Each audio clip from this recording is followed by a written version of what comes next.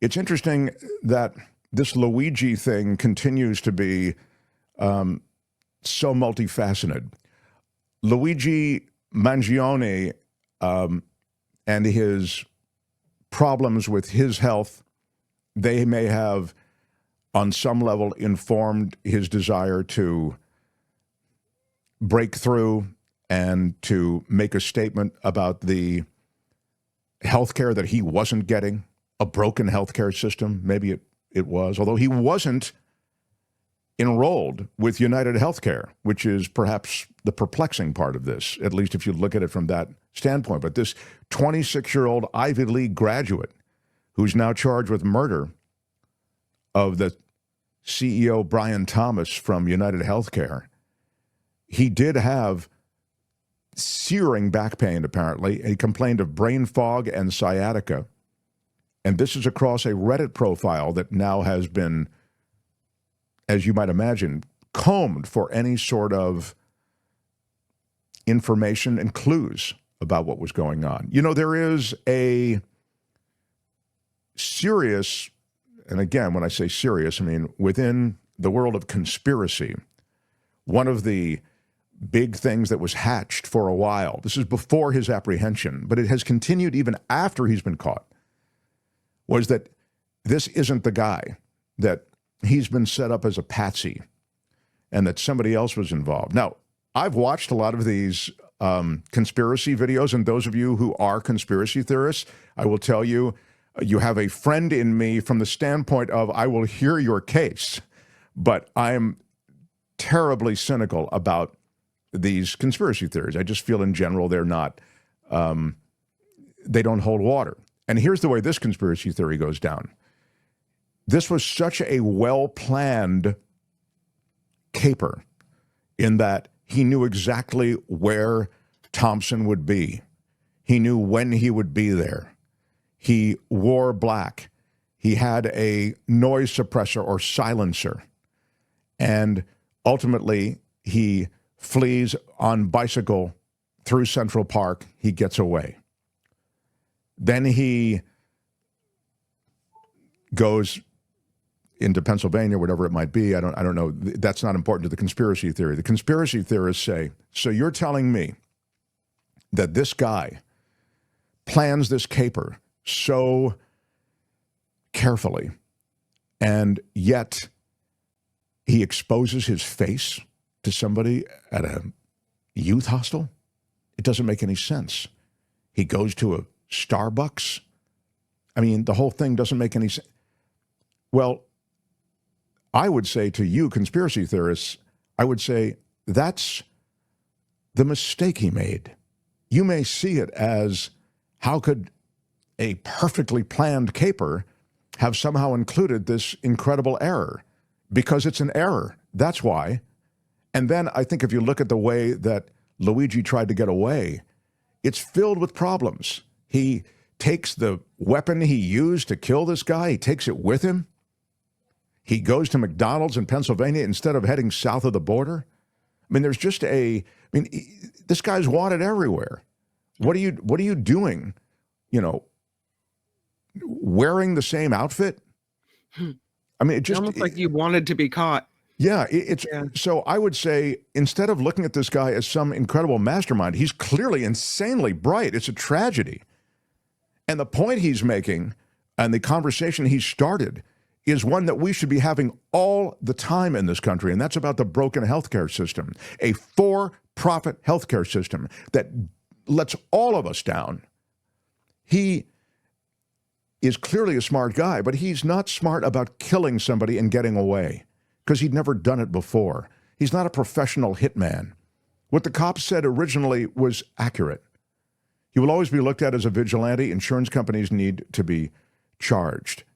Yeah, thanks, Teresa. You know, I think he is just that. He's a vigilante, but he's a result of a system that's horribly broken and that could birth others like it, which is what I think is a legitimate concern. How is this second degree instead of first, says Sherry? It's because of a thing in New York, actually. Kim, do you have it? It's a technical reason. Yeah, We heard It's, it from David Katz last yeah. week. It's part of their statute that whatever happened doesn't qualify in the state of New York. I mean, it's Right. weird. I know, because you hear, what are you talking about? The guy, he waited and he lay in wait, as they say, and then he comes up on the guy and he kills him in cold blood, and that's only second-degree murder. I think you have to know the law. It's a specific thing. But now back to what one or two more details, and then what's happened now. One of the details is that Luigi Mangione's mother blew the whistle on him. She called law enforcement and said, I think that picture of the killer that's being circulated is my son. The family reported him missing to SFPD in mid-November, roughly 2 weeks before he's alleged to have ambushed Thompson. The FBI confirmed that San Francisco Police Department reached out to them about the possible identity of the suspect. That was 4 days before his arrest on December 9th. An officer working on the missing persons case recognized him in the surveillance images circulated by investigators in New York. And Kathleen, who's his mother, told investigators the day before he was arrested that he could be the suspect. She wasn't sure, but she felt as though it might be him. The pathway to acquittal for him could have everything to do with his mindset. He's lawyered up, and his lawyer is someone who's been on this show. That's right. And Kim, actually, you were in touch with her. I wrote her a note as well at the time because I thought she was so good on our show. So good on you for finding her. It was one of those moments where you were off. You might have been on a cruise, but I had her on while you were off, and she was amazing. Yeah. And then, and now she becomes the lawyer for Luigi. She used to be, I think, the chief assistant district attorney in the Manhattan District Attorney's Office. Her name is Karen Friedman Agnifilo. Right.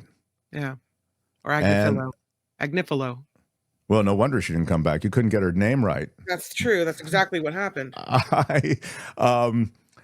I remember her being terrific. Now, she's got her work cut out for her defending Luigi, but and everything we can see, I mean, in all the ways that I've mentioned, he's sort of carrying evidence with him as he was pursuing his escape.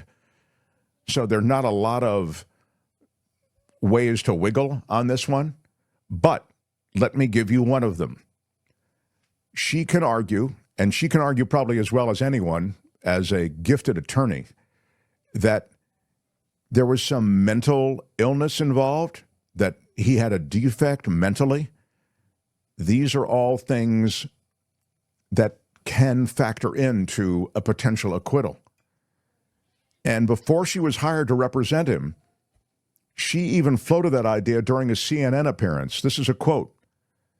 There might be a not guilty by reason of insanity defense that they're going to be thinking about because the evidence is going to be so overwhelming that he did what he did.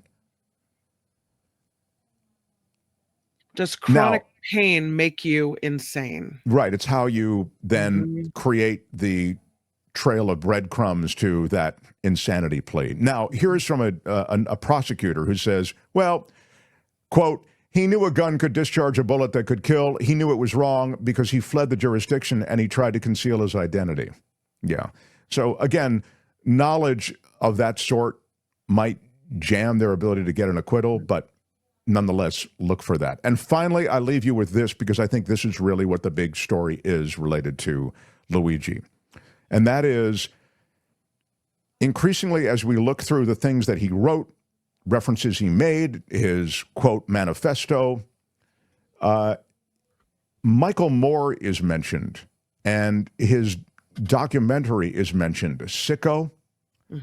And by the way, you should see Sicko. Sicko's a great documentary. It was done, I don't know what year he did it, but it doesn't matter. I think it was, Google it. I mean, it was all of the issues that Michael Moore brings up in Sicko are all still contemporary, some of them even worse than at the time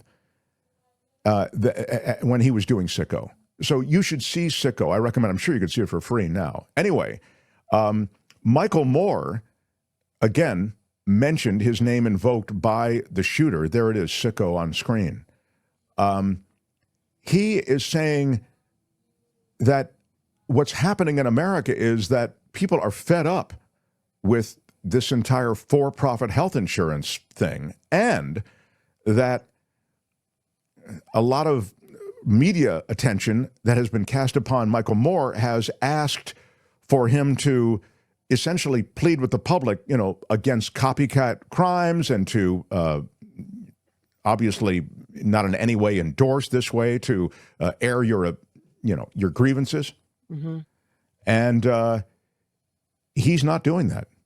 He said, I won't tamp down this anger that we have. 2007, Sicko was released. And he said, of the many requests about condemning the murder, Moore said, quote, after the killing of the CEO of United Healthcare, the largest of these billion-dollar insurance companies, there was an immediate outpouring of anger toward the health insurance industry. Some people have stepped forward to condemn this anger. I am not one of them. He went on to write that the anger is completely justified, and it is, quote, long overdue for the media to cover it. It is not new. It's been boiling, and I'm not going to tamp it down or ask people to shut up. I want to pour gasoline on that anger. Moore wrote that the anger in question is not about the killing of a CEO, but about the mass death and misery, the physical pain, the mental abuse, the medical debt, the bankruptcies in the face of denied claims and denied care and bottomless deductibles on top of ballooning premiums that this healthcare industry has levied against the American people for decades, with no one standing in their way, just a government, two broken parties enabling this industry's theft and, yes, murder. Yes, I condemn murder, he said. And that's why I condemn America's broken, vile, rapacious, bloodthirsty, unethical, immoral healthcare industry. And I condemn every one of the CEOs who are in charge of it. And I condemn every politician who takes their money and keeps this system going instead of tearing it up, ripping it apart, and throwing it all away. Yep. Those are the words of Michael Moore. Hi, it's Mark, and I thought that was great. Hit the notification bell. You'll know whenever there's a new video being dropped, and please subscribe to our channel to help us save the universe.